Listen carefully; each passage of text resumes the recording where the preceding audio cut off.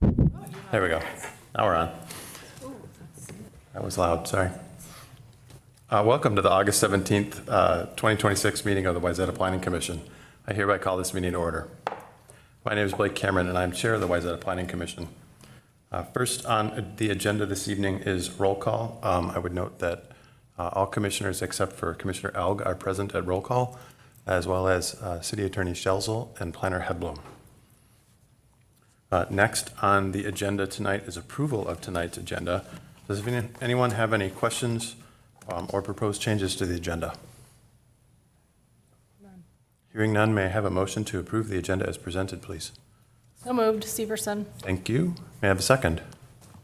Second, Ankeny. Thank you. Further discussion? All those in favor? Aye. Opposed? The ayes have it. The motion passes, and tonight's agenda passes as approved. Next on the agenda this evening is the approval of the consent agenda, and that consists of one item, which is approval of the Planning Commission meeting minutes from August 3rd, 2026. Does anybody have any wish to pull the item from the agenda or have any comments? None. All right. May I have a motion to approve the consent agenda as presented? So moved. Thank you, Commissioner Van Loyes. May I have a second? Second. Thank you. You by your first name? Manton. Thank you, Commissioner Planton. Like Commissioner Chris. That's just fine. Sorry. It would have Sounds worked. good too. All right. Further discussion? All those in favor? Aye. Opposed? Ayes have it. The motion passes, and the consent agenda is passed as approved.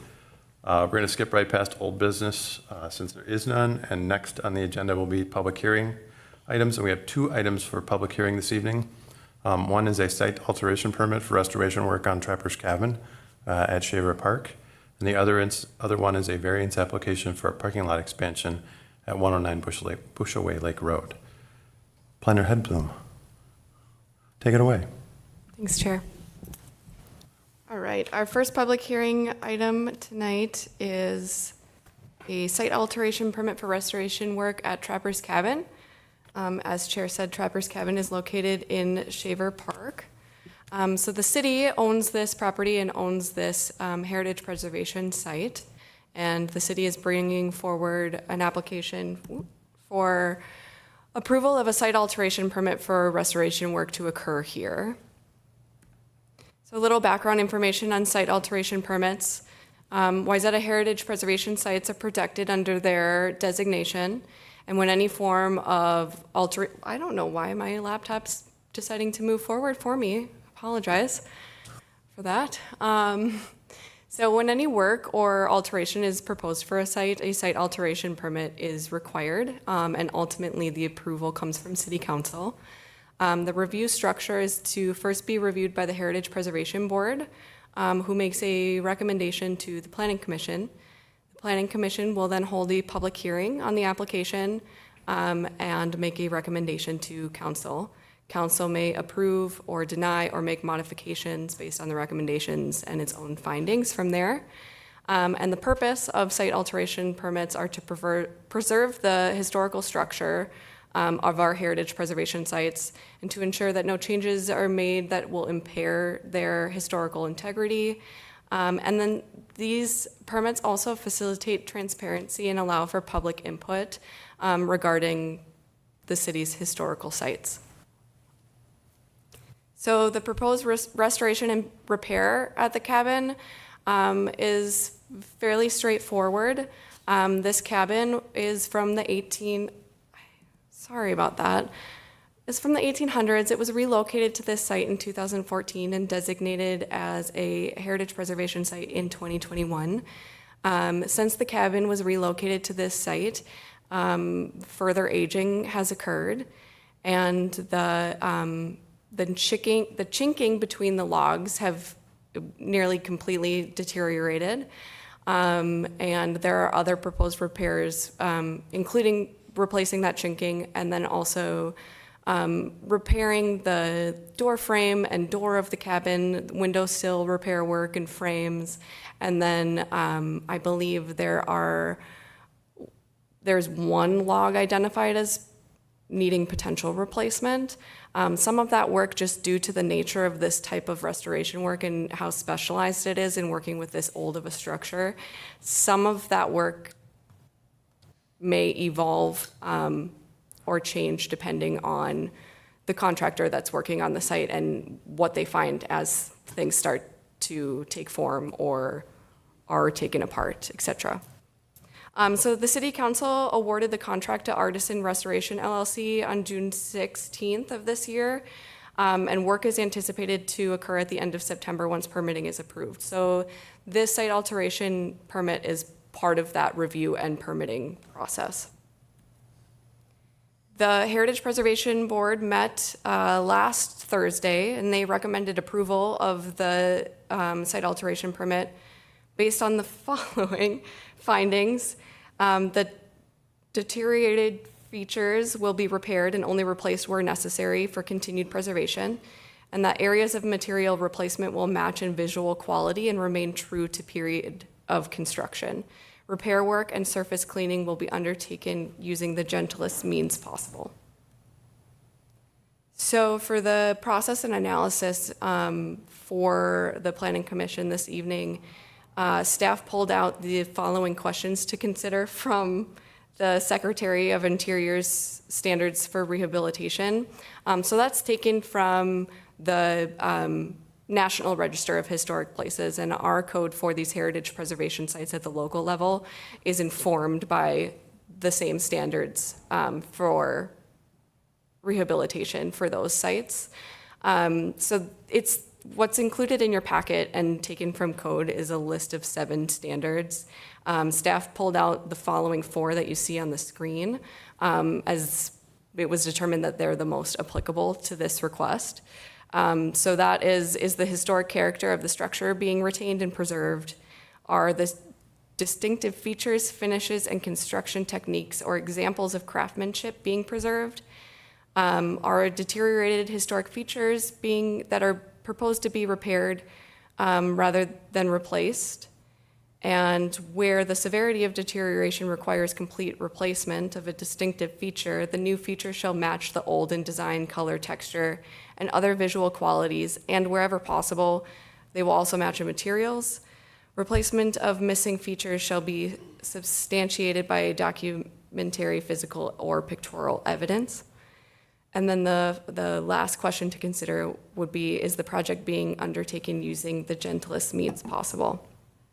So the recommended or requested actions for the Planning Commission tonight is to first hold the public hearing, and then you may discuss the application, and then ultimately direct staff to prepare a draft Planning Commission report and recommendation of either approval or denial for the application with appropriate findings.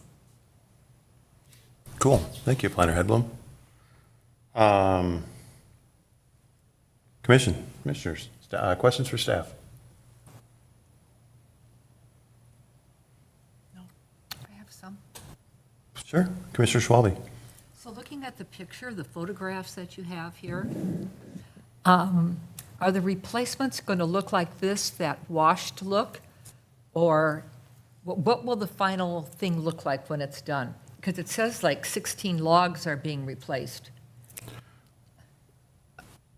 Commissioner Schwalbe, Chair Cameron, great question. The bid and contract that was included in the packet actually proposes 16 total linear feet of possible replacement log. Only 16 feet. Yeah, so it's one potential log that's been identified as possibly needing replacement. And it will be a pine log. The bid says pine, and that's something that has been discussed with Public Works staff, and planning staff was assured that the replacement log would actually be tamarack wood to match the original construction.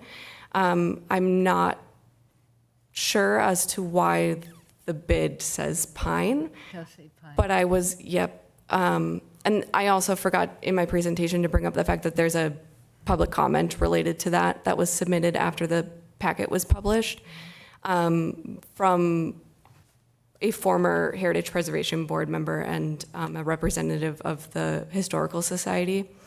And that comment is also raising concern over the same thing that you're bringing forward, Commissioner Schwalbe. Planning staff was assured by Public Works staff that if a log is to be replaced, it would be tamarack wood. We can have that in our recommendation, too. Yes. Yeah.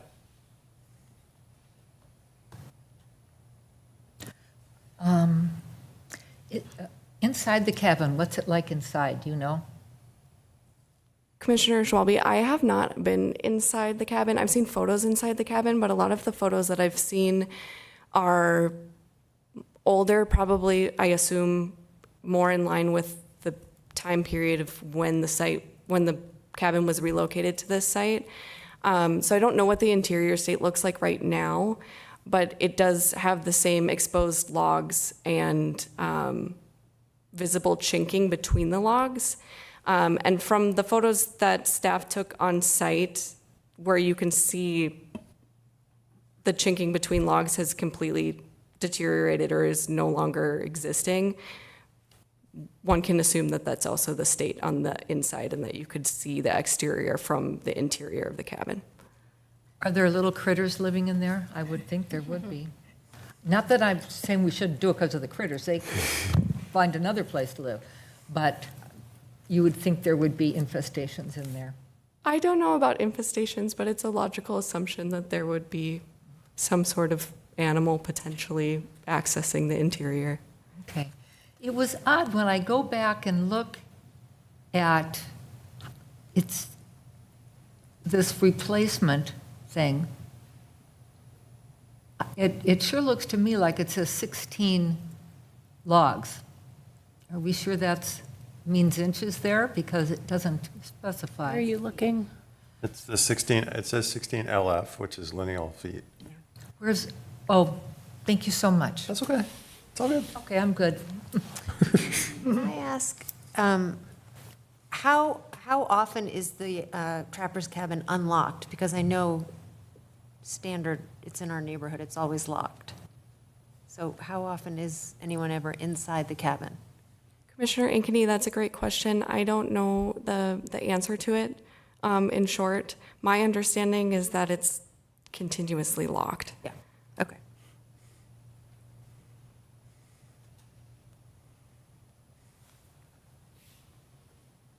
Other questions for staff? None. All right. Since staff is the applicant, we will just roll right to the public hearing. So with that, I will now open the public hearing. If you'd like to speak, please come forward to the podium. Do we have anybody online? To be no. All right. Chair Cameron, I apologize. I forgot to start the Teams meeting. I am going to do that right now, but for now, we do not have anyone present for the public hearing item on this application. Do we ever have anyone on Teams anymore? Usually not. Yeah, Chair and Commissioner, we rarely do, but to follow our protocol, let's just give a few moments to open up and see if anyone has logged on or wants to log on and offer a comment. For sure. Yeah. If I could ask one more question, is it too late? No. I think we can do questions while the public hearing's open. Okay. Well, okay, so I just want to go to the part where it says, I'll get there. If I'm not mistaken, I'll find it sooner or later. But it says are there going to be 3 portable toilets, or am I reading that I think it wrong? was just one. I That's asked about 3 weeks. 3 weeks. The It's one WK toilet. One is toilet. one toilet for 3 weeks. Oh, yes. I was wondering why they would need 3, but obviously they don't. And 2 weeks of travel time and mileage. Right, right, exactly. They're going to need it.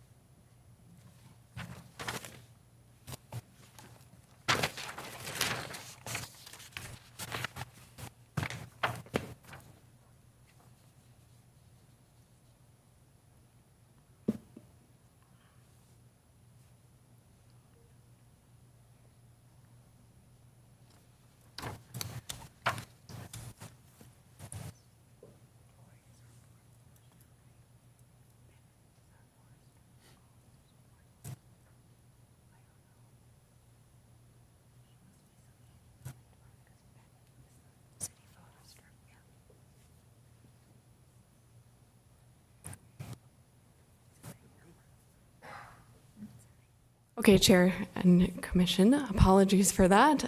We have the Teams meeting started and it looks like there's no one waiting to join. Thanks again for your patience. No worries. It's all good. All right, so if we should be good, so then I will now close the public hearing. Bring it back to commission, discussion, commissioners. Thoughts? Sounds like a perfectly reasonable thing to do to preserve that cabin, because I don't know that it would hold up forever. Will putting any additional staining or, oh, I don't have to ask that question, I already know. Thank you.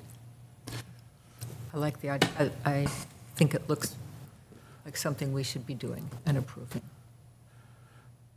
Not that I know a lot about restoration, but it seems like a well-thought-out approach. I would suggest that we capture in our recommendation the use of a tamarack log as part of that recommendation. That we shouldn't? I would agree to That that. we should, Yes. Yeah. as opposed to a pine log. You might as well make it as, as possible, restored as close to possible. I think, Planner Hedblum, the other piece, just random thought, right? But I think Commissioner Ankeny raised a good point, right? It might be good, if we're going to put some money, put money into it, maybe have it open for people to visit or something on some sort of regular periodic schedule, rather than just have it closed up. Chair, that's actually something the Heritage Preservation Board expressed interest in potentially having after the work takes place as an event to open the cabin. Commissioner Ankeny can chime in if she'd like, since she's on Heritage Preservation We Board. had the same thing. I think leaving it open when it was first put in encouraged people to gather inside the cabin and not respect the inside and exterior of the cabin. So now it's locked, but Yep. we're hoping to, once it's restored, to have a weekend where people can go and see it. Yeah, for sure. I think that would be my feedback to the Heritage Preservation Board, right, is maybe it's once a month or something like that, but It's just got to be, we have to figure out how to staff it. yeah, for sure. Anyone else comments? I think feels like we're all fairly aligned on this. It's nice to see it being restored. All right, would anyone like to make a motion? I mean, I guess I can. I'll make a motion to direct staff to prepare a draft planning commission report and recommendation of approval, subject to the condition of inclusion of if a log needs to be replaced, that it is tamarack. I second that. Thank you, Commissioner Ankeny. Further discussion?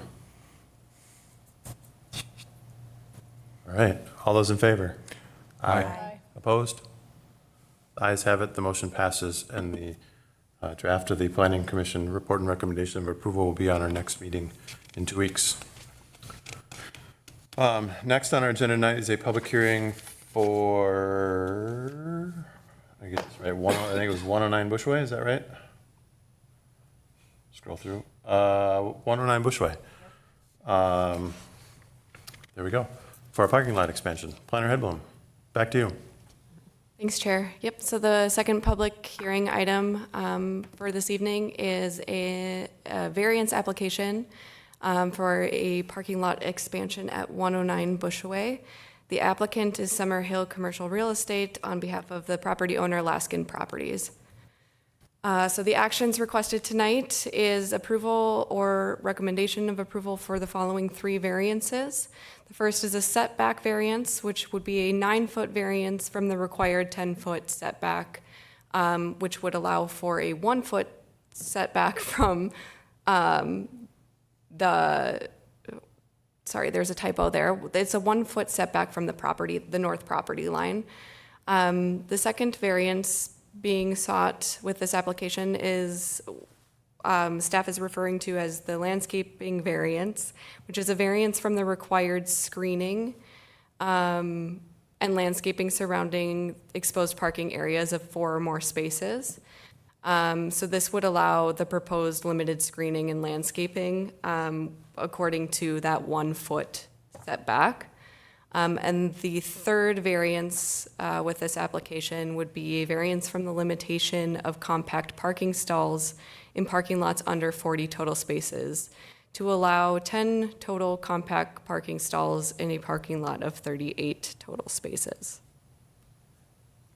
The project location is on the east side of the city, just southwest of the Bushaway Road and Wayzata Boulevard intersection. The property has direct access onto Bushaway Road. The current land use and zoning information, the property is currently zoned as C3, which is service district, and then the 2040 land use guiding is for mixed use and commercial residential use. The existing site conditions, there are some photos here, and then the applicant also provided a existing conditions site plan with their application, so that's what's on the screen. Shows the current parking lot configuration with the north property or the north parking lot line setback within the required 10-foot setback area, and then parallel parking along that edge there. The current use and parking requirements for the site, so the current use of the building is medical and office use. There's a dental clinic on the second and third floor, and there is a med spa on the main floor. Parking requirements for the current use per our ordinance requirements is 32 total spaces and 1 off-street loading space.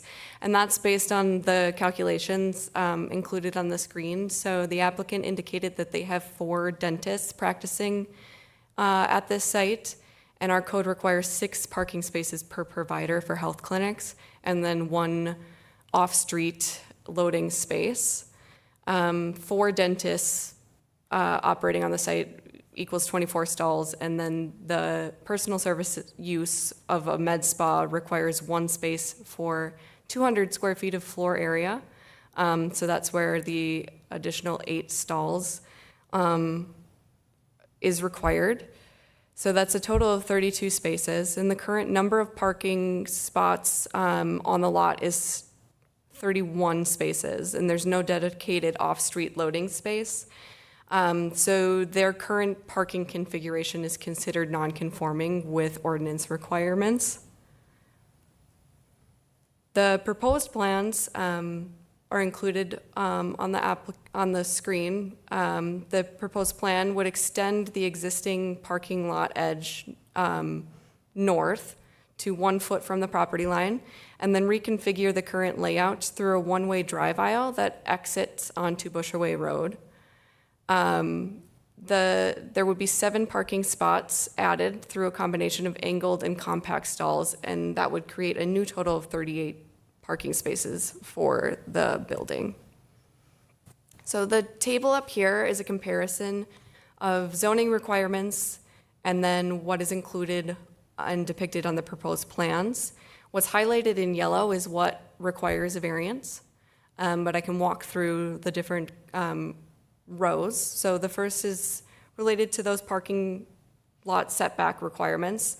The requirement is that there's 10 feet setback from all property lines, and the proposed plans show unchanged conditions on the front, rear, and south side, and then the north side is the only portion of the property or the parking lot on the property that is being proposed to have a new setback from the existing conditions.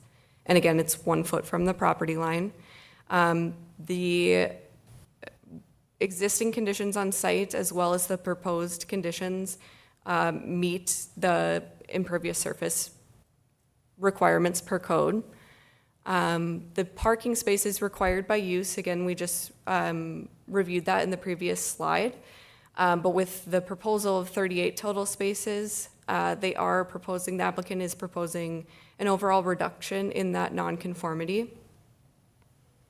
The next row is related to the landscaping and screening of parking areas. So our code requires screening of all exposed parking areas of 4 or more spaces. The existing conditions on all sides of the parking lot include landscaped and screening areas of at least 10 feet, so that setback area across the property is landscaped. And the proposed plans on the north end with the 1-foot setback propose insufficient area for landscape screening. So that is the second variance required. The third is the compact stalls. So our code requires allows up to 20% of compact stalls in parking lots of 40 total stalls or more. The existing parking lot does not have any dedicated compact stalls, and the proposed configuration includes 10 compact stalls, which equals about 26% of the total 38 proposed parking spaces. And then just to note that compact stalls, as defined in city ordinance, are a minimum of 8 feet by 16 feet, and that is also what the applicant has indicated on their plans to be the size of the compact stalls. And then this last row is about the degree of angled parking and drive aisle width. Our city code requires a 45-degree angle parking, minimum traffic lane width of 14 feet. And then in instances of two-way traffic flow, city code requires a minimum of 24 feet. The current conditions include a two-way traffic flow through the site and approximately 20-foot traffic lane width. And what is included on the proposed plans is a one-way traffic flow with a 14-foot lane width and 45-degree angled parking. So that is another nonconformity that's worth noting, that is either being reduced or essentially removed with the proposed plans. So the following slides will discuss the primary concerns from staff. The city forester reviewed the application and provided comments related to the proposed tree removal on site, and then also concern for impacts to adjacent trees on the property to the north, which is the McDonald's property. In short, the proposed removal of trees on the subject property do not meet the 10% removal and replacement threshold per ordinance definition. So because they're removing less than 10% of the total number of inches of significant trees, they're not required to replace any of those inches on their property. Where the city forester's concern came into play was just across that north property line. There is a 41-inch diameter red oak tree that's considered a heritage tree, and an 18-inch diameter basswood tree, which is considered a significant tree per our ordinance. Because they're on neighboring property, staff was concerned about the applicability or potential applicability of Minnesota State Statute 56104, which prohibits injury to a tree on the land of another person or another property owner. And then just a little further explanation of the city forester's concerns. So I'm going to reference the depiction included on the screen, which is a little bit difficult to see because the color yellow was chosen, and I apologize for that choice. But the critical root zone is defined in our code, which is that larger, broader circle around these two trees depicted in yellow. That critical root zone is determined by a very specific calculation based on tree diameter or trunk diameter. And excessive disturbance to that area can affect tree health.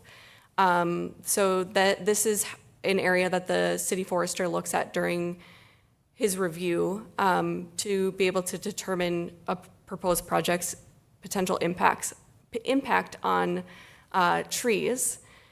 And any disturbance within this critical root zone is likely to cause harm or potential death to trees. So because the proposed parking lot is well within this critical root zone of these two trees on the neighboring property, there's concern. And then the structural root zone, which is the smaller circles around these trees depicted in red, is similarly calculated and determined by a very specific calculation based on trunk diameter. That area represents basically the roots of the tree that are responsible for keeping the tree upright. So this structural root zone is integral to a tree's structural integrity, and any impact to this area essentially is certain to damage or potentially cause death to that tree. So city code requires any impact within a structural root zone to a tree in an ordinary case where it's on the property of the proposed project. City code requires that tree to be removed before any work occurs, and those trees would be counted towards the tree replacement thresholds. Because these trees are located on an adjacent property, there was a lot of discussion in terms of how this proposal would be permitted should the variance approvals take place. And that leads me to the recommended conditions of approval from our city forester. And his findings for how the city would approach this type of approval if it were just at the building permit level. So should the variances be approved, this is how staff would look at that application. So his recommended conditions of approval for the variance applications would be that the applicant demonstrates a lack of alternatives as required within the tree preservation ordinance, that a tree replacement plan be provided in accordance with the tree preservation ordinance, accounting for the removal of those trees on the adjacent property, and that the property owner of the two trees impacted, so the property owner of the adjacent property, provide written permission for their removal, and that be submitted with the eventual permit that comes for this project should it be granted the variances requested. Public notice and neighborhood notice followed the standard procedures for variance applications. Public notice was published in the Sun Sailor, and the applicant sent letters to surrounding properties within 500 feet of the site. They were not required to hold a neighborhood meeting, as those are not required for standard variance applications. The city has not received any public comments on the application to date. The following slides include standards of planning commission review and application requests. So variance requests essentially ask that the planning commission act similar to a judge in a courtroom and apply the relevant rules of the zoning ordinance to this particular property and proposed development. The planning commission should recommend approval of the 3 variance requests by the applicant if the commission determines that it meets all of the standard variance requirements outlined in city code. And the commission may elect to include the conditions of approval provided by the city forester in the report and recommendation on the application. So the primary questions to consider regarding variance requests, just as a reminder, because it's been a while since the commission has seen a variance request, is the proposal consistent with the comprehensive plan? Are the variances being sought reasonable? Is the plight of the landowner due to circumstances unique to the property and not created by the landowner? And would the variances being sought alter the essential character of the locality? And economic considerations alone shall not constitute as a practical difficulty. The actions for the commission tonight are to first hold the public hearing, and then to direct staff to prepare a planning commission report and recommendation of either approval or denial with appropriate findings and any conditions or recommended conditions for approval. Or, yeah. Thank you, Planner Hedblum. Yep. Commissioners, do you have questions for staff? I have one. I do, oh, go ahead. No, you go first. Planner Hedblum, I have a question on the parking currently. You mentioned, I think in the slide, that there was 32 stalls already, and the packet says there's 31. So is that 32 they're conforming? The Commissioner Planton, the code requirements for the parking at the site is just over 31 spaces is what that calculates out to per use. So when there's a fraction of a parking stall required on a site, you go to the next, you count that as another parking stall. So their parking requirements per ordinance would be 32 spaces. The existing amount of spaces on site with the current configuration of their parking is 31. Okay, Did that answer your question? sure does, so it's Okay. non-conforming. Yes. Thank you. Commissioner Ankeny? Okay, so I went and walked the property, and I'm confused a little bit. So the north is the one facing McDonald's. So are they proposing to push out 9 feet towards McDonald's? Is that where they're getting the one, so they're going to push right up to those, is that? Commissioner Ankeny, yeah, that's correct. So they are extending the parking lot. They are proposing to extend the parking lot. What's on the screen is the existing conditions. They are proposing to extend that edge, that northern edge of the parking lot, which is the property edge that faces McDonald's. Right.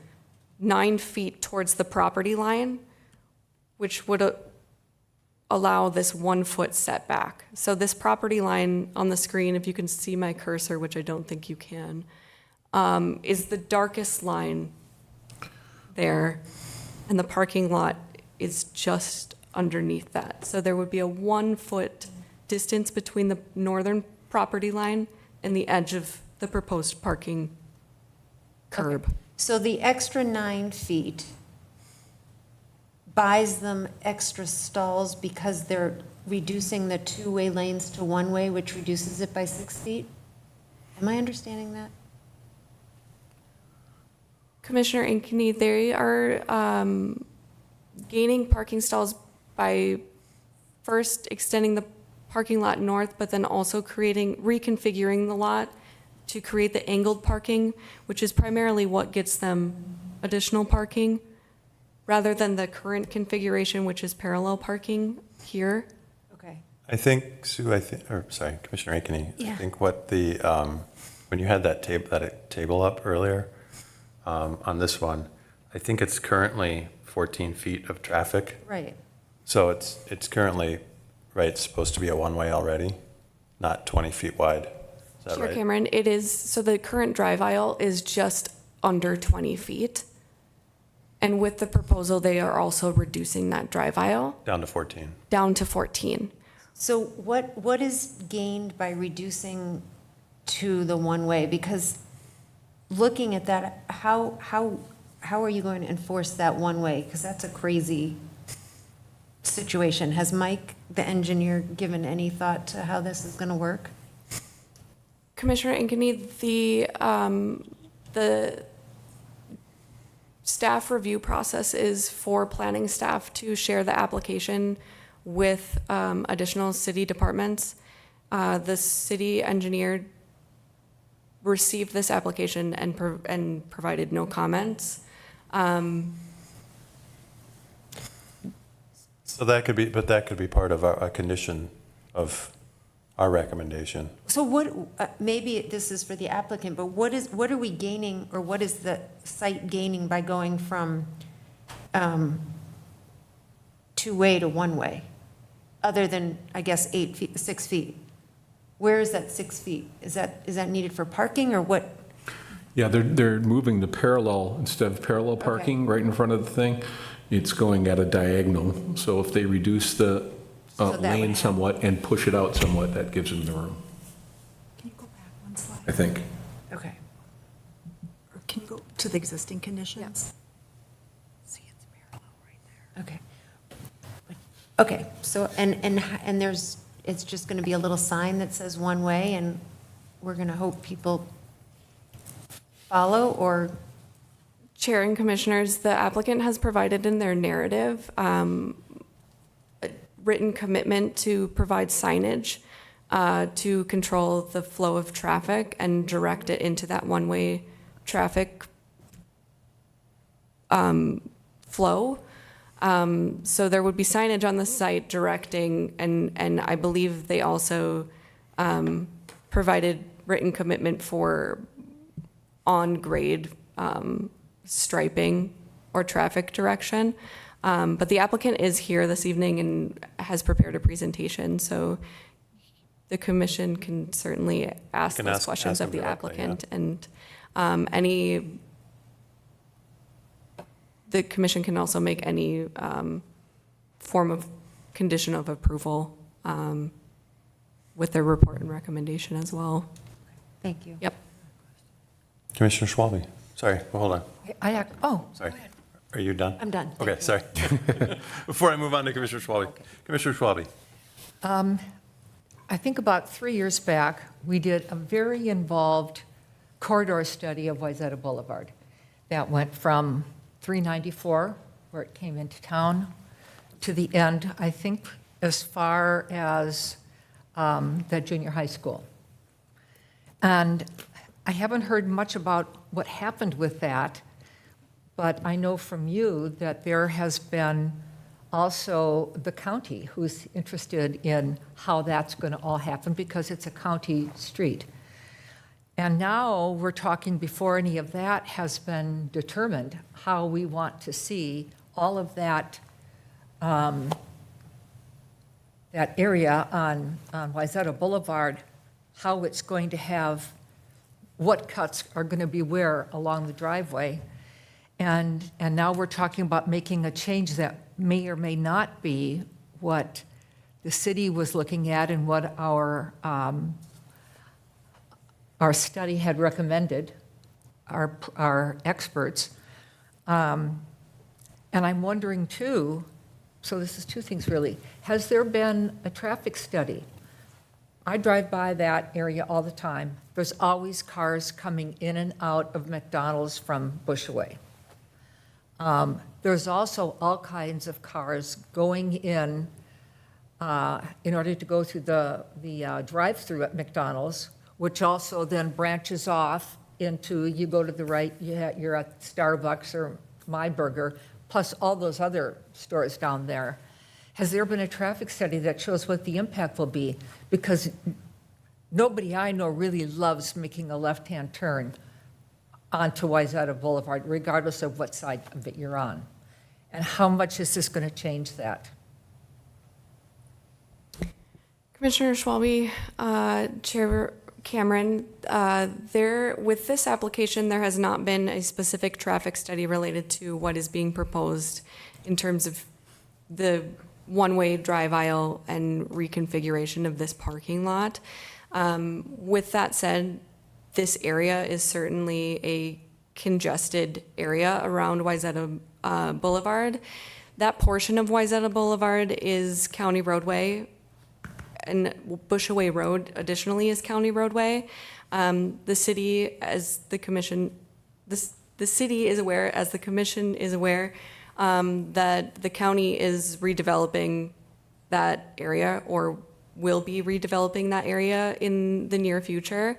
I am unaware of plans being finalized from the county, and I know that the city has not seen any final or even proposed preliminary plans from the county for what Wayzata Boulevard may be reconstructed as.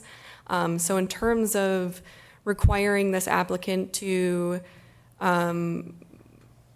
provide a traffic study or provide a proposed plan that's in line with however Wayzata Boulevard may be redeveloped in the future, there's too many variables at play and unknowns at play at this time to be able to hold any sort of requirement there.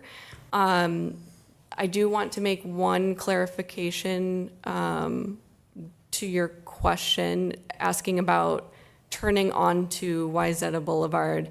Are you referring to traffic leaving this site through the McDonald's parking lot and then turning left or right from Wayzata Boulevard? I think it's easier to make that left turn onto, Bushaway Bushaway. and then, but nevertheless, there's going to be a lot of people now that can't go in the back door, so they're going to have to go around and make that left turn. And is that the left turn that is there are several cuts right there. One to just go into McDonald's and park your car, but a little further, you can still get into McDonald's drive-through and then go off onto Starbucks. Is that the road that they're proposing becomes one-way? that portion, Commissioner Schwalbe, that portion of access to the site is actually private property that is McDonald's. And the applicant was granted an easement over that portion of McDonald's, so adjacent to their drive-through lane. There's an easement for this property at 109 Bushaway for access. In terms of that being dedicated as a one-way, I don't believe that this applicant has jurisdiction within that easement area to be able to dedicate that as a one-way. My understanding of the application is that the one-way would be limited solely on the subject property. So the one-way would begin as soon as you enter the north property line or across the north property line from that easement area from McDonald's onto the clinic property. Do you have a better chart or photograph which would depict that? Because So unfortunately, I'm just not sure where this is all happening. so see this blue line on the screen? Yes, That would be the entrance from the north property line, so from McDonald's. And that is the area of the driveway, of the drive easement, all the way on McDonald's property, all the way to Wayzata Boulevard. whereabouts is the McDonald's building here? It's approximately here. Okay. I mean, that's too close to the property line, but it's It's up there. there. Loosely. Yeah, it's a really big line, sorry. So traffic would flow into the parking lot from the north here, and once you cross this property line, that's where the one-way traffic flow would be enforced through here and onto Bushaway. Okay. That's Starbucks? Okay, so it's two-way coming in. So people going out there are going to be taking a left. Some people will want to get onto Wayzata Boulevard because it's two-way street, you said. Bushaway Road? No, The north entrance. Wayzata north Boulevard. entrance. You can't get out there, we'll be able to get out that way. I think what she's saying, right, is the applicant's saying this is going to be in only here and out only there, is that's what's being proposed. Oh, Currently, that being you can get proposed? in and out in both places. Yes. so you can't get, You exit right here. One way out. So one way in and one way out, And once you currently- get in the property, once you get in the. Correct. That's my understanding of only the coming From application. the top and out through Bushaway Road. Yep. And we can ask the applicant too, after their presentation. Okay. Still seems a bit mysterious to me, but mostly a concern about the traffic patterns and what that will do to additional congestion that is now going to be brought onto Wayzata Boulevard.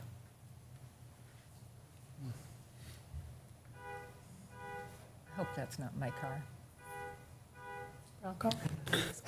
Ed Bronco. Technology today is not our friend. Cool. Any other questions for staff? I do have one. This access easement agreement that goes into perpetuity with both properties. Commissioner Planton, that's correct. Okay. I'm thinking out loud here, but if the one-way only involves the Lake Minnetonka Dental and that health spa, people coming in here and then going to McDonald's, where do they exit? Oh, they exit onto Wayzata Boulevard. Onto a Bushaway. Onto Or Bushway, either one, because that's all on McDonald's property. They can still go back into the McDonald's exit right up here Okay, but where were we talking about the road wasn't wide enough? It was only, in their parking lot. In their parking lot right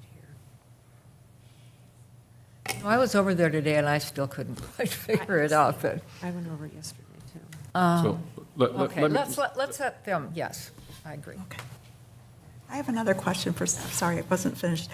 So we don't have a grading plan with the application, and the city engineer hasn't approved the, because I was just wondering with the berm there by the retaining wall and the trees and the damage, but there's not been a proposed grading plan with the project.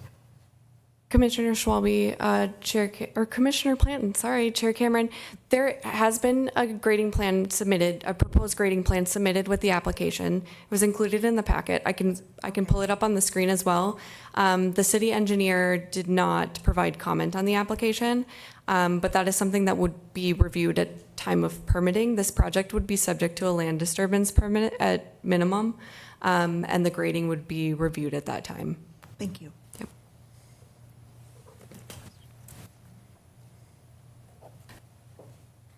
Both my Anyone? questions are answered. Thank you. Good? I'm good. Thank you. All right. All right, well, thank you, staff. So I'd like to invite the applicant to come forward now for your presentation. Please step to the podium and introduce yourself and who you represent, who you're with and who you represent. Thank you. Thank you, Commissioners. I'm Patrick Lansing. I'm with Summerhill Commercial Real Estate, working on behalf of Laskin Properties, LLC, who is the property owner for 109 Bushaway Road, tenants Lake Minnetonka Dental and Evo Youthful Medi Spa. Planner Headbloom, there we go.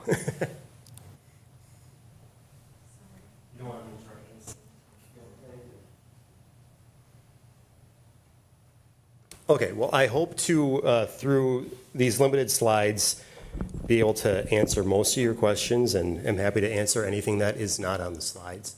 But as staff has kind of outlined, we do have 3 variances that we are applying for through this project that we would, that we are looking forward to completing if possible with your approval.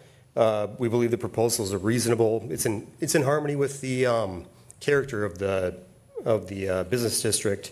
It's in harmony with the ordinances. If granted, it would not alter the essential character of this property or any neighboring property. I'll just go ahead here. We need to meet, or we would like to meet current parking needs of the businesses on site and accommodate future growth, which is what the original reasoning for going forward with this parking plan was, what was the genesis of it.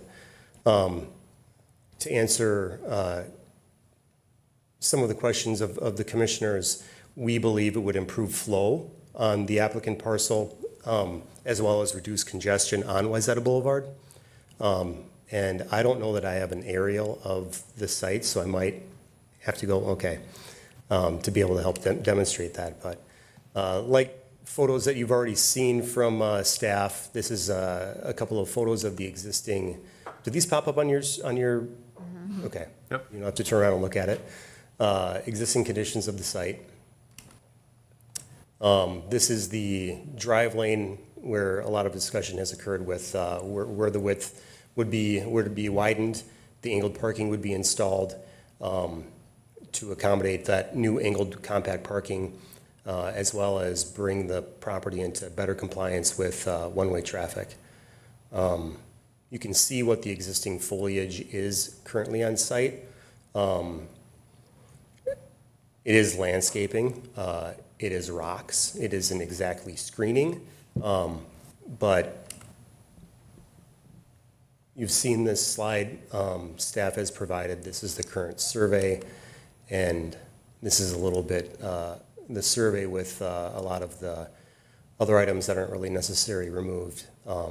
31 current parking spaces, 1 compact space, 1 handicap parking space, and two-way traffic coming in and out of the property from both the north and the east. With completion of this project, if it went forward as currently drawn, we would have one-way traffic coming in from Wayzata Boulevard, or from the easement with McDonald's from Wayzata Boulevard, entering the property. 38 parking spaces, 10 of which would be compact angled spaces. Traffic would then exit onto Bushaway Road, which is, I don't have 2025 vehicles per day for Bushaway or for Wayzata Boulevard, but certainly it is more than the 14,240 that we have today on Bushaway Road. It was 20,000 in 2019, and I'm sure staff has those numbers updated. I just didn't have access to it. And we would improve the current handicap parking spaces, meeting current guidelines for ADA, with 2 ADA spaces that are both van accessible. This is the grading plan. I can jump back to any of these slides as you have questions for me, but I'm kind of going through them quickly. And staff did a good job outlining the foliage and the diameter breast height issues with the trees on site, so I don't know that I need to go over too much. There is a dead crab apple, it's currently dead, that would be removed on our property as part of this project, and then 1 additional spruce tree. This is images of the spruce tree, and you can see the oak tree that staff had mentioned as well.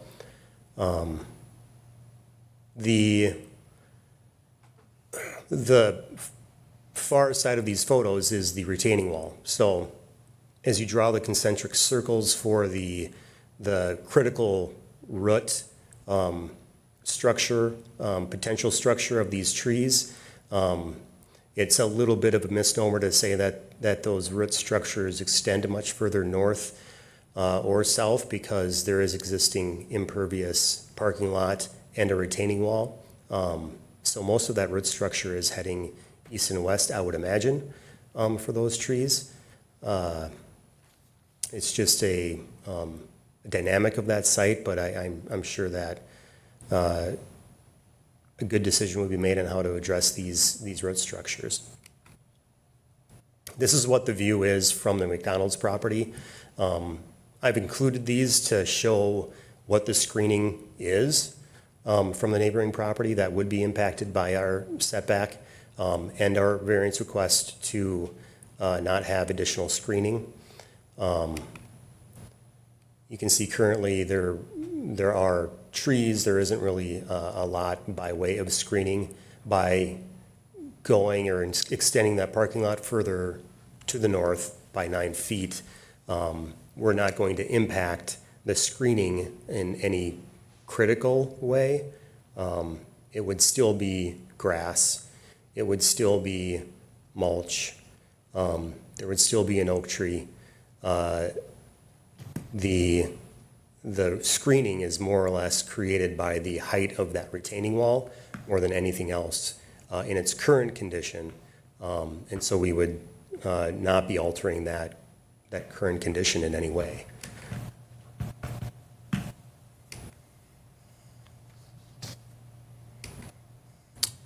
I've included this slide as an example of what the character of the busy business district is and how parking has been addressed. This is the McDonald's site with the service station right next to it. This is on the property line. Both of these parking lots are within 5 feet of each other, so I imagine at some point received a variance to be within 10 feet of their own setbacks from each other with similar screening, just a tree and some grass.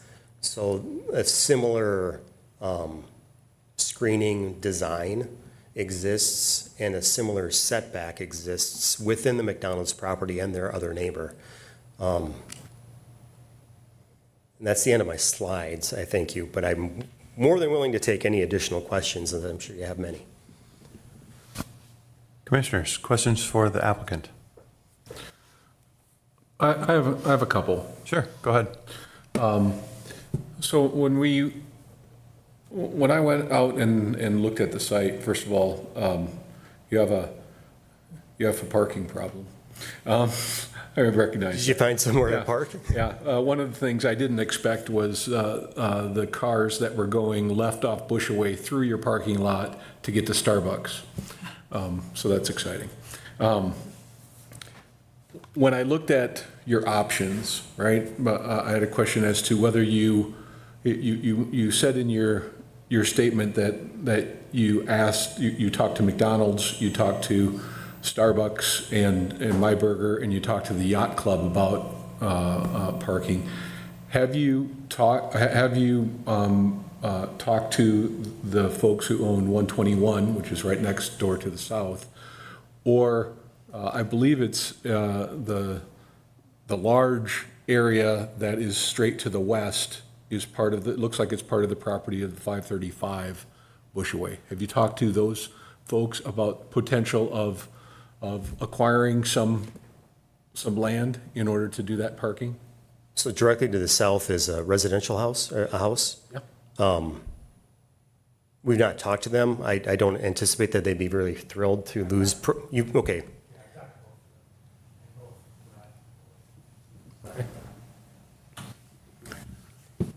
I'm concerned a little bit about the striping on the McDonald's parking lot already shows it's a one-way from the west to the east. Not that a lot of people follow it, but there's not a lot of room given the double lanes of the drive-through.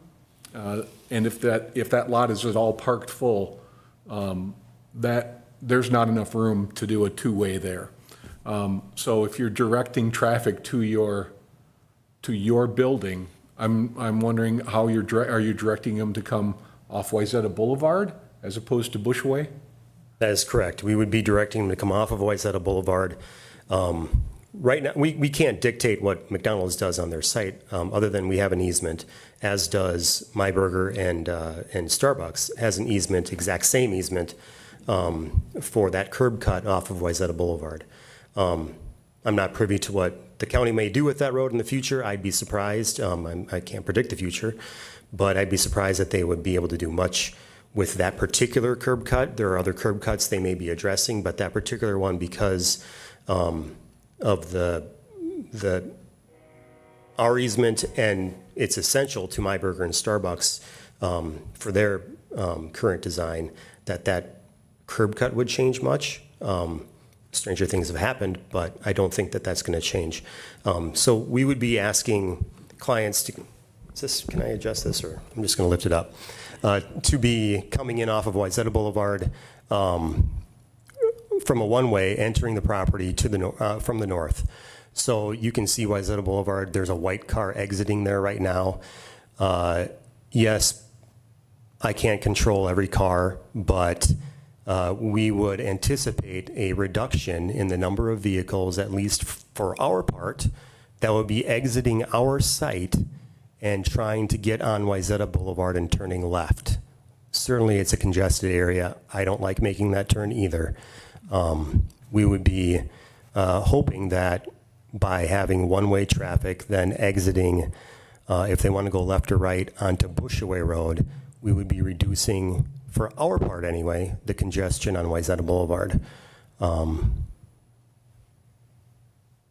hope that answers that question. I don't know that we can compel McDonald's to do anything with their other curb cuts or their striping or their traffic flow. We would just be asking our clients to be entering one way from the north, which we anticipate would mean they're coming off of Wayzata Boulevard and exiting onto Bushaway. Okay. When you only have a 1 foot property line, have you thought about or are concerned at all about snow removal? Where are you going to put the snow? Is going to throw into the same spot? I guess. Yeah, we currently push snow to the east, so it hasn't been an issue. We currently don't push snow there. Yeah. It goes to the east. Could it be a concern for a different pattern? I certainly understand that. There's plenty of grass area there already. Even with the granting of this variance, there would still be plenty of grass area there. Dr. Laskin, who's probably chomping at the bit right now to say that for the last 15 years since he's owned the property, has been maintaining that property that is McDonald's. They don't cut the grass. They don't take care of the mulch. They don't do anything. When the red oak, that is a heritage red oak, drops branches, we take care of it because they drop branches on our vehicles and our lot. Getting McDonald's to respond to much of anything is not something that happens in the course of a week or a month or even a year. So it's just easier for us to take care of it. What is your what are your thoughts on what the city forester talked about in terms of the oak and the basswood that would be impacted by this change? Certainly. I love trees. I'm no hater of trees, and I would not want to see this tree go away. There's a possibility that the where that tree is located is also a striped area that could be altered in the plan to the curb line gets changed to minimize the impact on the critical root structure. Certainly not all of the, I forget the term for the larger root structure in the yellow circle on the previous slides. I guess I don't want to put words in the forester's mouth. And if we needed to work with McDonald's to address that, we would be happy to do so. We just know that takes a lot of time. Just in our experience with trying to figure this out with them, it has been a long way just to get to this point, and that we've gotten to this point because McDonald's just doesn't have time or need to deal with the neighbors. So, Thank you. That's all I have for now. Commissioner Schwalbe. I just want to make absolutely sure I understand this, so Sure. it's probably a repeat question, but it's fine. if you're going down Bushaway Road and you want to take a left at that gas station where it shows one arrow going in and one arrow going out, will you still be able to do that? That's not our property, so I don't know. Our property is the one highlighted in blue there, and we have that drive lane is two-way traffic. So if someone was coming down Bushaway and wanted to enter our site, they could certainly, with this plan, enter. They just would not be able to go any further west past those first 12 stalls on the east side of the property with our new plan. Okay, so say somebody does take a left there, and they want to go to Starbucks. Can they get there? Or is the one-way already started? If they took a left at the service station, Yeah, they take a left At the McDonald's curb cut there. at the McDonald's curb cut, Yeah. But that is right where the gas station is. That's the the yellow. this is McDonald's here. Yeah. No, the other one on the south Oh, southeast this is corner. McDonald's. Which one? Yeah, the one in, southeast, One on Bushaway. on Bushaway. Yeah. That one, that's McDonald's. That's not theirs. That's not their property, I understand, but if people do use that to get over to Starbucks, Sure, will they still be able to do that? sure. I mean, we're not changing anything on McDonald's property. I just want to make sure that this one-way thing won't interfere with people being able to get there. No, it wouldn't. There's no signs that would be on McDonald's property.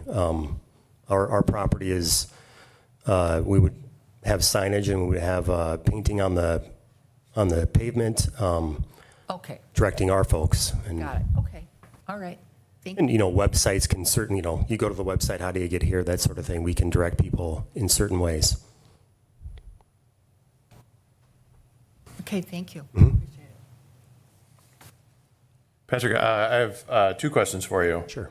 Question number 1, so just the whole notion of off-street loading, right? So I assume you guys get deliveries from FedEx and UPS and Amazon and whoever else, right? How does that happen today? And then what's your vision for how that happens in the future? It happens today. Where do they park? They park in front of vehicles like Okay. they do on many sites, and that would continue without a change. Okay. And is that, so you're expecting that will be the continued behavior, is they'll just kind of park wherever and, Yes. okay. And then second question, just regarding number of parking stalls.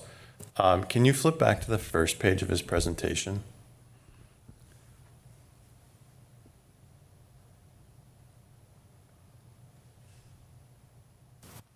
The one thing I noticed,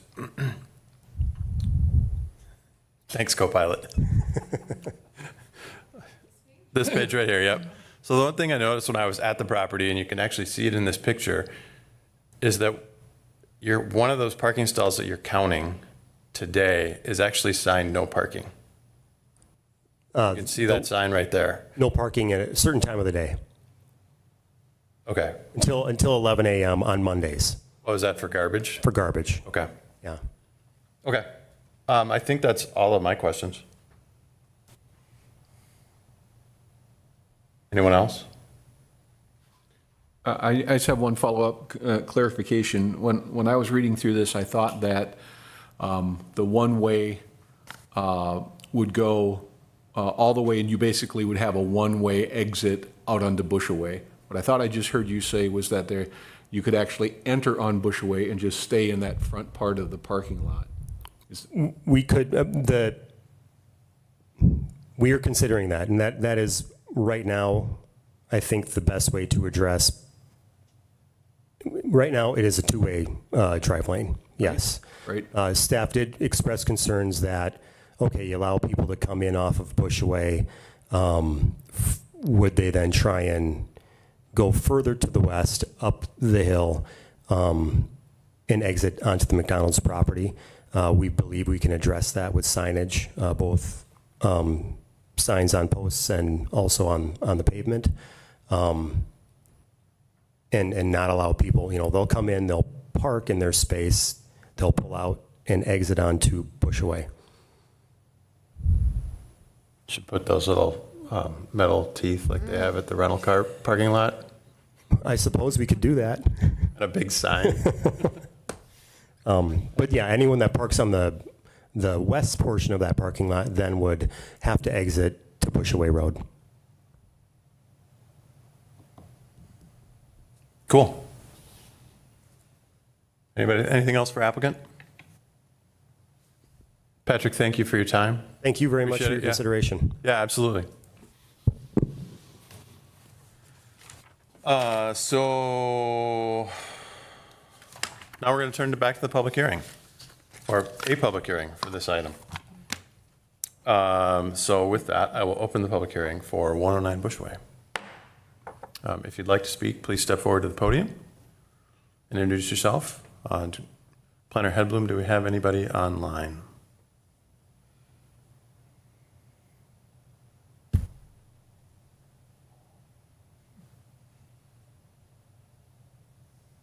That'd be a no.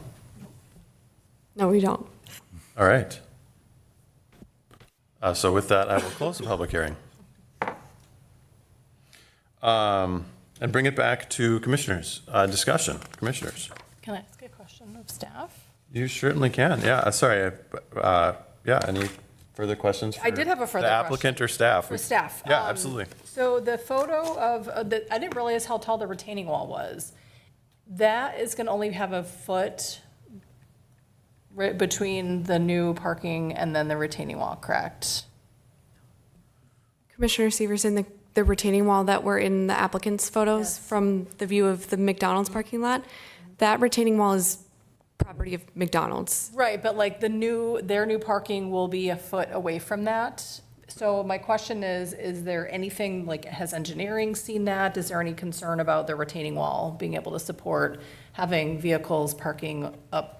The right up retaining wall against- that you're questioning is this here. Yes, So there will be, I don't know the exact distance, but considerable.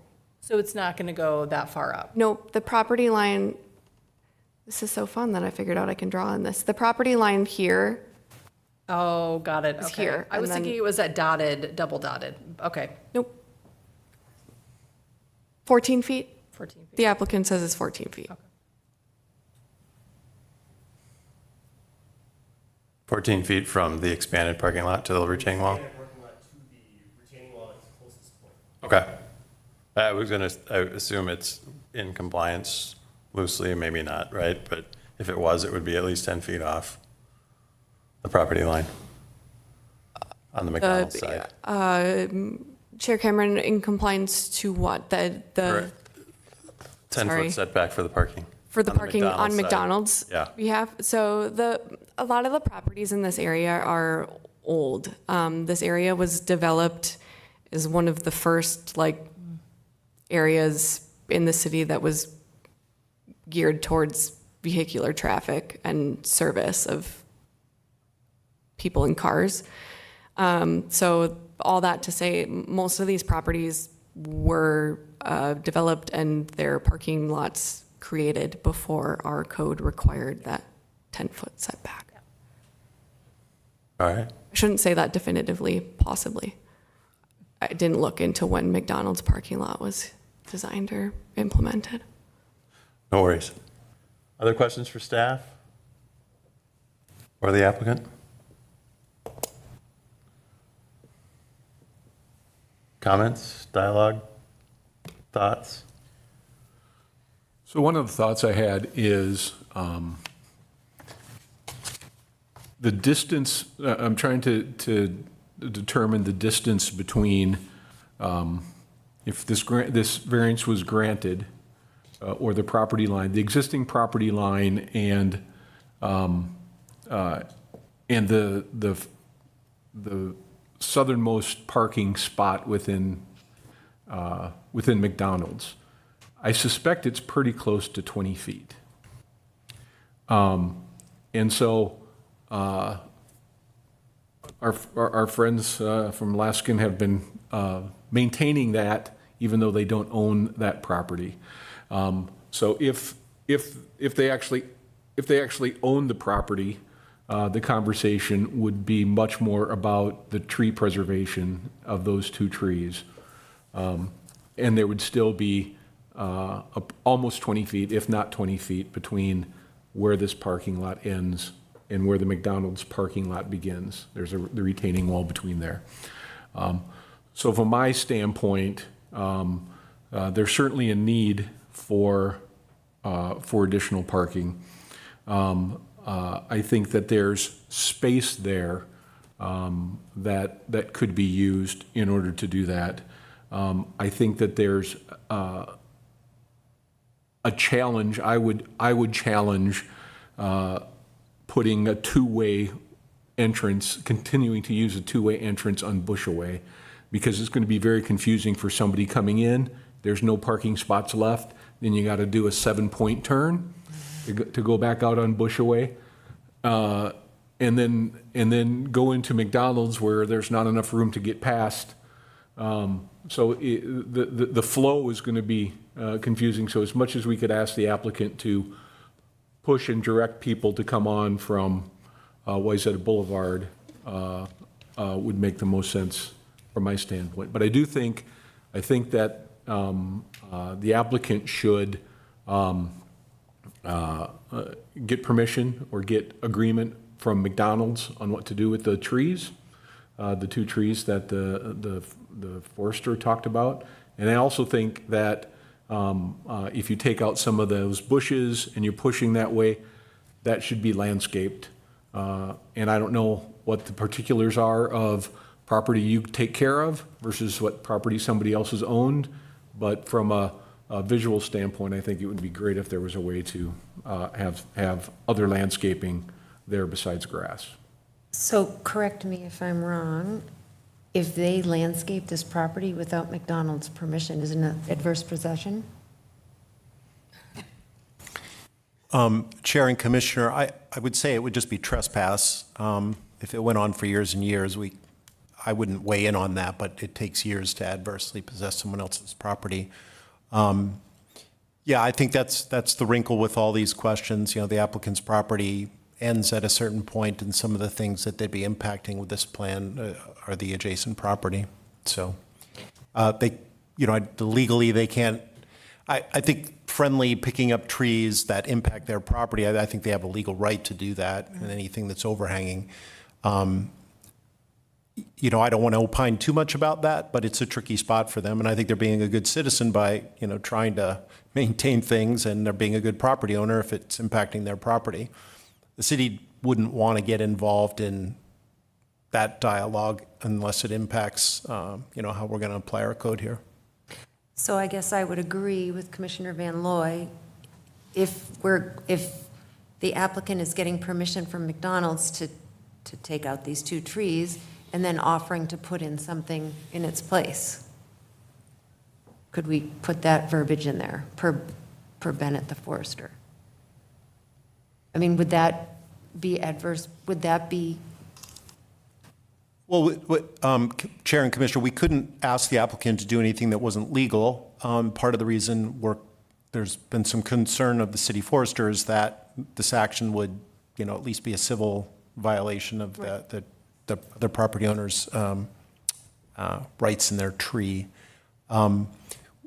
So in terms of the conditions, you would put on your recommendation of approval. They should be reasonable, and they should be related to the approval that you would be recommending. So in this case, a variance, which has to be reasonable, and I think the city forester's concerns are right out of our code and out of state law. So I think that's a reasonable condition. And I think the applicant, as I heard in some of their presentation, there is a willingness to talk with the city forester and pursue a dialogue with McDonald's, albeit a difficult and slow one. So again, I think that's all reasonable. So can I ask, what happens if McDonald's is not cooperative? Or they say, no, you can't take down this tree, or they really, what happens then? Chair and Commissioner, I'd say we'd cross that bridge when we come to it. I think there's ample, enough room between the property line and the retaining wall. When you look at between McDonald's and BP of only being 5 feet, here we have in some places up to 20 feet. So I do think there's room for when that replacement plan that we're saying that would be recommended, with this approval per the forester, that when that conversation comes up, there might be the opportunity to do some additional screening. But there is definitely more room between these 2 properties and the parking than there is between the McDonald's and the BP. Yes, having a replacement plan and running it through the adjacent property owner. I like the fact that we're going to bring this into compliance, at least for ADA requirements, and the number of parking stalls. That is a benefit for the building owner as well as patients and all of us that I don't go to that dentist, but use that facility. Having those parking stalls and bringing this up to compliance, I think is a good move. And I'm okay with the compact stalls there as well, which was one of the variances to get that number where it needed to be. So I'm okay with the 3 variances, one of the setback, one with the landscaping, just not quite understanding the grading plan yet from the documents that you've shown me, and how it does seem like there's quite a berm to that retaining wall and how that will affect that tree, but I'm sure between the engineer and the documents that are required for approval, that'll be all ironed out, and I'm fine with the 3rd variance on the compact stalls as well. Do we, random question for staff, do we have compact stalls in the city currently? Chair Cameron, I'm actually not sure. I don't want to make an assumption. I have not reviewed any plans in my tenure here that have compact stalls. Why do I feel like I've seen them in the parking lot behind like McCormick's and Gianni's in the ramp? It's entirely possible that they exist. They park in there anyway. Okay. And then, question for you / maybe City Attorney Shelzel. Is the reason for this compact stall variance of less than 40 total spaces, is it because it's prohibited or because it's not addressed in current code? Chair Cameron, it's because it's not addressed in current code. Our code does not necessarily prohibit them.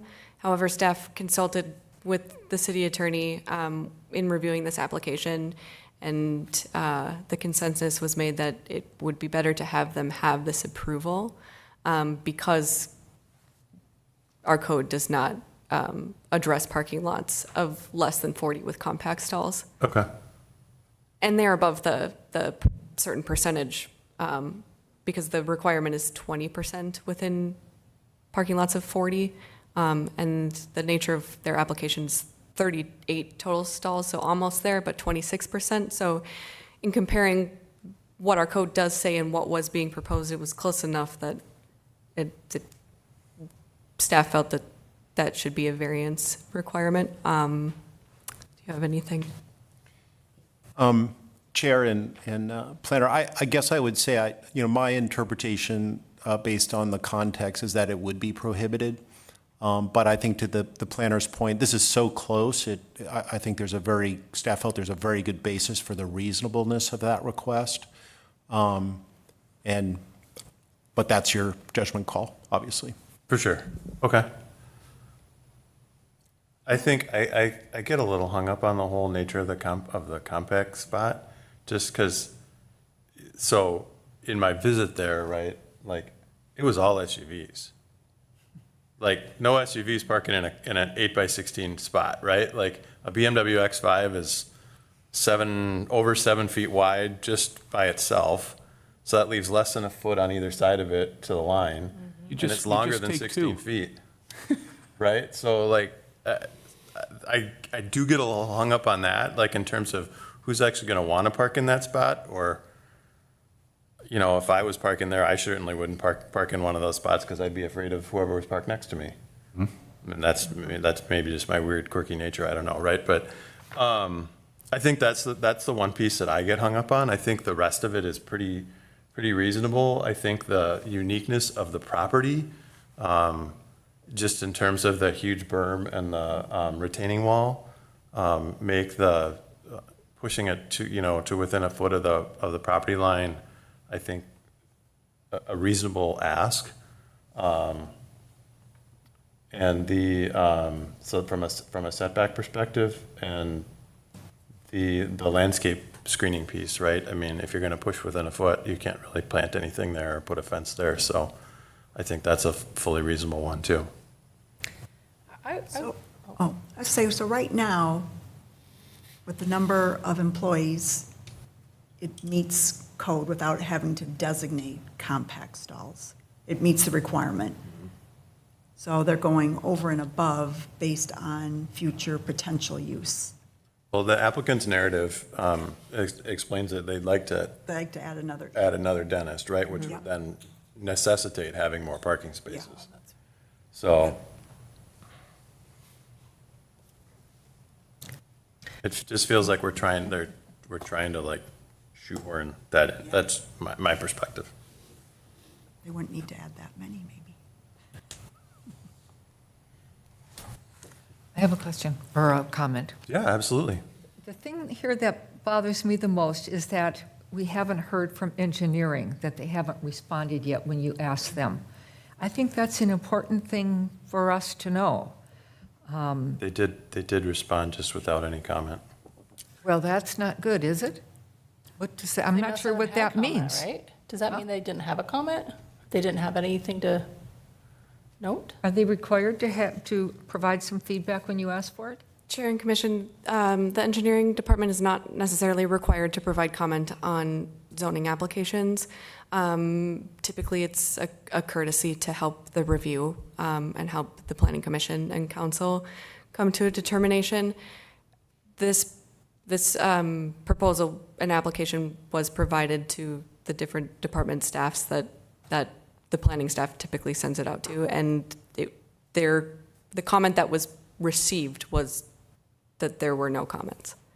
So they completed their review and provided no comments. So no for, no against. Neutral? No conditions. I think, speaking of that, though, sorry. No, I have one more thing. No, go ahead. 'cause I was going to say, like, I was just thinking about the engineering piece. I think the other piece that, like, one of the conditions for me would be that it's fully one-way, right? There's no entrance off of Bushaway. The Bushway is either a turn left, turn right, exit only. And the north entrance, the easement is enter only into their parking lot. Because I almost got hit by somebody coming up the hill around the corner when I was visiting the site. And I don't know if they were going to the clinic or if they were cutting through to go somewhere else, but, you know, there isn't any way, there's no way for two cars to pass each other there currently, right? And in the future, there won't be any way for two cars to pass each other there, so. Show me that spot What where do you the two mean? cars can't pass. Right in the building right there. Right there. Yeah. Okay, well, the other thing I was going to comment on is that intent study that we did on Wayzata Boulevard, and that the county is also doing on Wayzata Boulevard. And I wonder if there's a way we can use this request to get those two things going, so we don't do something that ends up being redone later. It is so congested in there, I just hate to have, I mean, so you have another dentist, and then you have a couple more people in the spa, they want more employees. I'm concerned about it. Chair Cameron, Commissioner Schwalbe, I can certainly send this to my traffic contacts at the county, but I can't guarantee that it would push anything forward on their. I'll add my own personal narrative. Look what they did to 101 by Lunds there with the narrows down into from 2 lanes into 1 and didn't bother to tell anybody. It's like awful there. Sorry, personal commentary aside. City Attorney Shelzel. Yeah, Chair, I'm just going to bring us back to Thank you. a comment earlier, just because I wanted to respond to Commissioner Swelby's, trying to understand the nature of not having a comment from engineering. And I think our planner articulated it correctly, and I just wanted to underscore that, which engineering did review this. And I think you can take their no comment not as neutral, but they did not have any issues with the proposal like the city forester did. So I think I would probably characterize that as positive about the application. They didn't find any concerns. They didn't have any recommended conditions. That's not to say they're not going to review things further on down the road with that grading permit and any building permits that are required. So engineering will still be overseeing and reviewing this, but they didn't have a articulated concern, for example, about traffic flows. So just wanted to make that clear for the record. So as a city, knowing that changes to Wayzata Boulevard are coming, are we okay with going along with this, even though it may change things on Wayzata Boulevard? What if the change is no change? Chair and Commissioner, I think you have to, your role here is to review the application request for variances based on what our code is now, what our policies are now. I think your comment is a larger comment for staff to be thinking about, but, we can't speculate about what a future study might bring, or anything that's not directly having a bearing on this now. And I think staff would have identified that if there were those sorts of things. So that's the perspective I would have on that. Okay, thank you. Anyone else? May I? Yeah, absolutely. Commissioner Severson. I would just, so first of all, I've lived here for 20-some years. I didn't even know there was a north entrance into this dental office until this weekend. How terrible is that? I thought you got in and out of it on Bushaway Road, but it's a kind of a nightmare, this whole corner. I don't have any problem with the fact that there's not going to be any screening because it's all industrial. It's all fast food, gas station. I don't think anybody's going to care. So I wouldn't necessarily push too hard to make them like put a whole bunch of landscape in that's not their property, because I don't think it matters. I don't think anyone cares. If it was butting up two homes, or if it was on the other side where this nice home is, to the south, I would say they probably are going to care, but I don't think people going to McDonald's are going to care. I'm more concerned, honestly, about the beautiful heritage tree that potentially is going to go away. Well, again, I think, I have to say. yeah, I agree. I don't know if McDonald's would have any interest in having sold 9 feet of property to these Thought about folks, that, too. right? And if they did, we wouldn't be asking for a variance. But to that point, the impact to those 2 trees would still be in place. And then it would be simpler from a code standpoint, because it would be, you can do what you want with those trees, but you have to have a tree replacement plan. Independent of where the property line is, I think the impact of those trees, I feel still has to be part of the equation. You mean the city forester's comments? Yeah. Yeah, I agree. Which loosely then means they got to work with McDonald's. Correct. Yeah, curiosity, did you try to buy that property? Yeah, well, The applicant is saying yes. when we have a dialogue with the applicant, they really do need to come to the lectern, so it's in the minutes and we can hear it. Yes, please, thank you. Sorry for speaking out. Oh, that's all good. okay. Thank you, Patrick. Yes, conversations were had with McDonald's on a couple of different parking lot expansion ideas and what kind of impact that would have for what kind of land would be purchased. And to say the least, we are here to go over a variance and not purchasing their property. It just was not in the cards at the time. Understood. In your conversations with them, like, would you characterize them, I mean,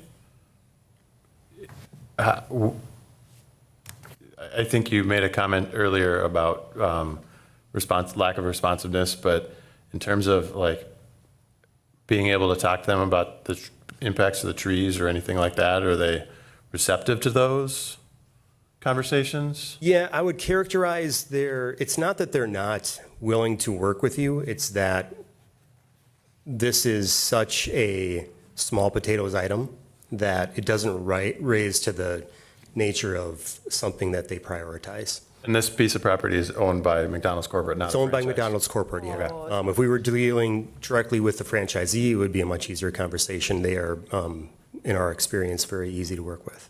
Okay. Gets lost in the corporate office. It does.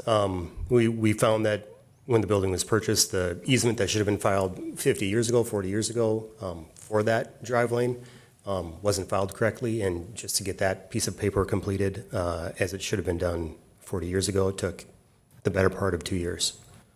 So, All right. Anything else for the applicant? Thank you, Patrick. yeah, thank you. Appreciate it. Yeah.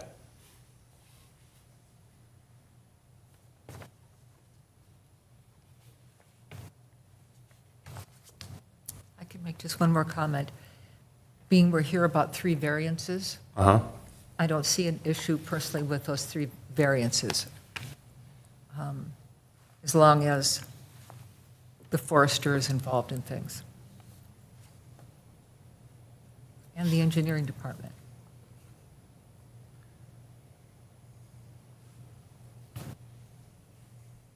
So I think I've loosely heard, I'm going to take a stab at summarizing here, but I think I've loosely heard, other than me on my hang up on compact parking stalls, we're largely aligned on the variances being reasonable, that there do need to be some conditions attached to it, right? But that what they're asking for isn't unreasonable. Is that fair? And the variances that we would have, or it's not the variances, the conditions that we would have loosely are working with the city forester and the adjacent property owner with relation to the trees, or coming up with maybe a slight redesign of their parking lot or something like that that wouldn't necessitate the removal of said tree. I think the oak specifically, right? But I guess that could fall underneath working with the adjacent property owner and the city forester on the tree piece. And then working with the city engineer, or just figuring out a way to fully make the traffic flow a one-way traffic flow. Did I miss anything? Are we aligned on that? That sounds about. Nodding heads? Yeah. Sue? Very good. Yeah. Yeah. Counselor? Chair, I agree with your summary there. I think one thing that'll be helpful for staff, if you move towards a motion and asking us to work on that with some recommended conditions, I think page 23 of the packet has the particular conditions that were recommended by the city forester. I know planner also had them on the screen earlier. Yep. These are fairly pointed and specific conditions. I think a few of them might be very challenging in light of the testimony from the applicant. So I think it would be helpful for us to understand whether the commission would like to incorporate these particular recommendations verbatim, or if it's something maybe a little more, I don't know what the right word would be, but not quite this particularized, as you put it, like the applicant would work with a forester on these things and try to come up with the best solution. That would merely be a condition that would require them to work with the forester. This would be, they've got to get written permission from McDonald's. They've got to show these things.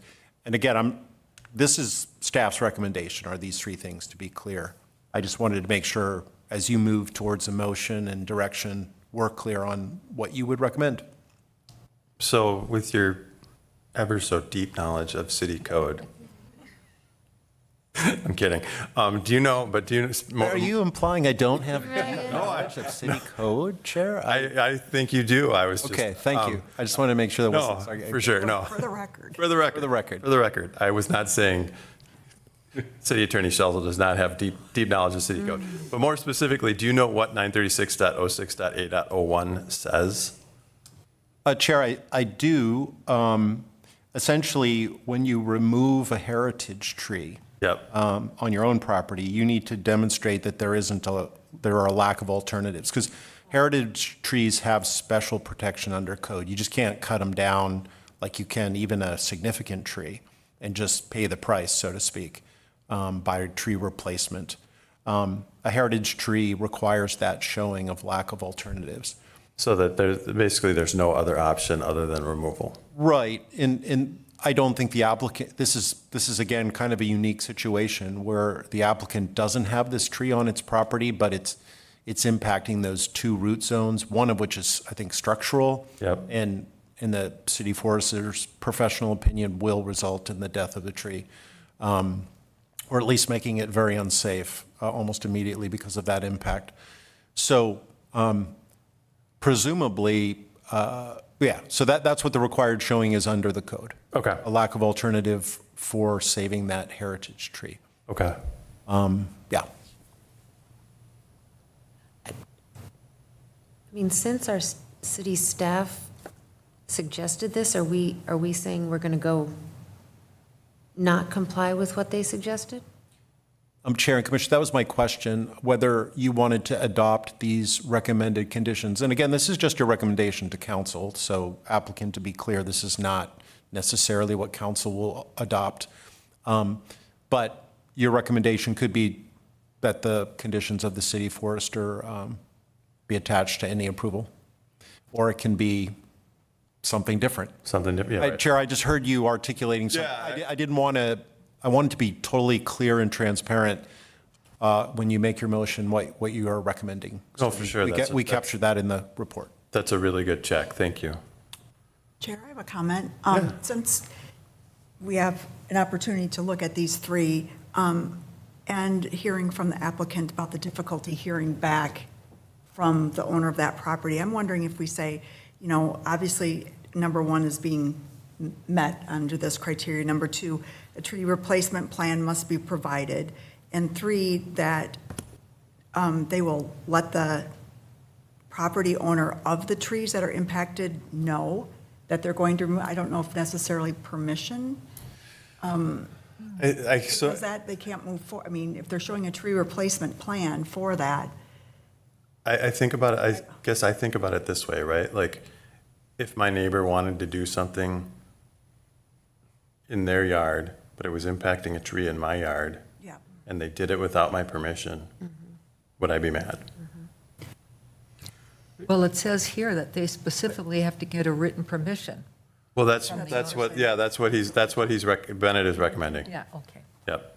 And I think that goes back to the state code that he referenced in the discussion, that if you do something that impacts a neighbor's tree, you are liable.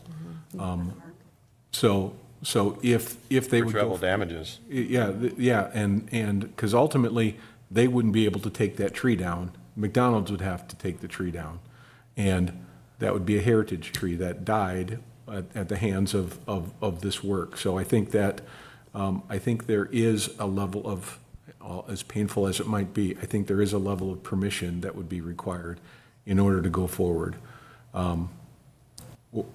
Or a change to the plan so that everyone agrees that it doesn't impact enough of the tree to be necessary.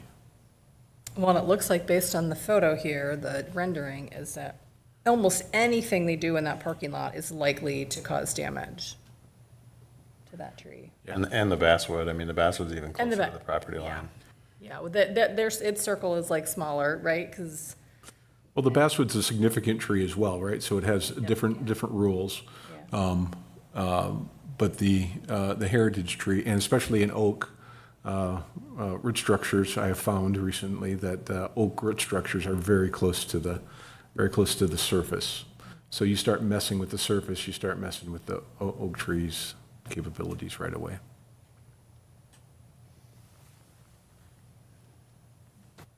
So what you're vastly oversimplified summarizing, what I hear you saying then is you want to include the 3 points, Bennett's 3 points, verbatim. I believe so. Okay. I would agree. Okay. Easy enough. Anything else?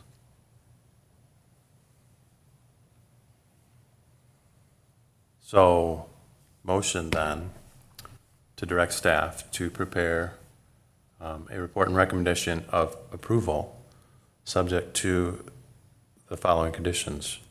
Number one, inclusion of the city forester's 3 points. And number two, figuring out a traffic management plan to prohibit people from entering their parking lot from Bushaway and exiting their parking lot into the right-of-way. Get that right? I think you just made a motion. I did, yeah. Do I have a second? Second. Thank you, Commissioner Steverson. Further discussion? Yes, I have a comment. Yeah. Can we dictate that on their property? The making it one way On whose property? on their property? On their property? Yeah, Meaning the subject whole, to the- from Bushaway Road. Yeah, so It it can- would just be subject to the variance. Okay. so I don't think Like I what you understood. said, you can't come in and then do the 7-point turn and then turn around. That it can only be one way that whole way, even those 10 stalls that you could potentially come in. Yeah, that was the condition, right? You can only enter from that north entrance. Oh, And you can only exit onto Okay. Bushaway. Okay. Chair, that's the way I understood it. We'll write it up. It'll be subject to your review and approval on the consent agenda when you bring it back, but that's the way we'll write it up. Okay. Does that make sense? Okay. Other discussion, comments? Vote. All those in favor? Aye. Aye. Opposed? Ayes have it. The motion passes, and the draft report and recommendation of approval, subject to the two conditions mentioned here, will be on our Planning Commission meeting agenda in 2 weeks. Next on our agenda this evening is, there we go, other items. Planner Hedblum. Thanks, Chair. The next Planning Commission meeting is scheduled for August 31st. We'll have the two items, public hearing items from this evening on the consent agenda for the report and recommendation for City Council. And then my review of development activities, we can keep short this evening. I really don't have substantial updates from our last meeting. I can provide the update that our Sunday Music in the Park series has been successful this summer, and there is one more event, I believe this coming Sunday. That's it for my updates. All right. I'll ask you two questions that I get every couple of weeks. Any news at all in terms of the Moments of Wayzata slash whatever's going on across the street there? And second, any movement at all on the former TCF building? Chair and Commission, in terms of Moments of Wayzata, so that's 163 Wayzata Boulevard, their zoning approvals are scheduled to expire, I believe, in September. Staff has made several attempts to reach out to both the applicant and the property owner, and our mail and email and phone calls have not been successful. Mail sent to that property has been returned. So I don't anticipate that coming forward for a zoning extension request. Yep, that's the update for that property. For 200 Lake, the former TCF site, city staff is continuing to work with that property owner on securing the site and preventing any sort of vandalism that's been occurring throughout the summer. That property, I believe staff provided the update that the city was awarded cleanup funds from deed for that site. The city is, I don't know if the commission was provided the update that the city prevailed in the lawsuit related to the conditions of approval for their development application. In terms of update from their status update, staff has yet to hear from the applicant on how they intend to move forward. In the application for the deed grants, there was a proposed timeline that the developer worked with staff on that indicated that they had plans to bring their development agreement forward and continue pursuing that in order to get the cleanup work started. So staff is awaiting a meeting to connect with the developer and property owner for next steps. Thank you. Yep. So am I understanding you to say that they lost their appeal? Your mic's not on.